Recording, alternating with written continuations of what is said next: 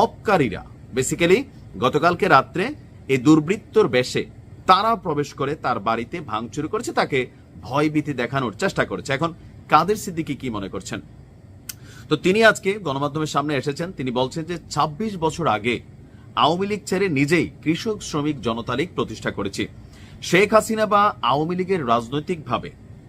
লীগের সঙ্গে রাজনৈতিকভাবে আমার কোনো সম্পর্ক নেই, তবে শেখ মুজিবুর রহমান এবং বাংলাদেশের জনগণকে ভালোবাসি।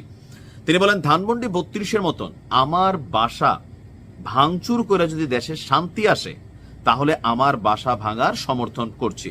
এই ঘটনায় আমি কোনো দলের নেতাকর্মীদের দোষারোপ করছি না, তবে এই ঘটনায় মামলা করা হবে। আপনি শব্দটার প্রয়োগ দেখেন, ধানমন্ডি ৩২-এর মতো ওনার বাসা ভাঙচুর করে যদি দেশে শান্তি আসে, তার মানে ধানমন্ডি ৩২ ভাঙছে কারা? আওয়ামী লীগ ভাঙছে না, সেখানে আওয়ামী লীগের বিপরীতে রাজনৈতিক শক্তিগুলো আছে বা মবকারীরা আছে, বিভিন্ন দলের সমন্বয়ে এই ঘটনাটা ঘটানো হয়েছে। সো তিনি মনে করতেছেন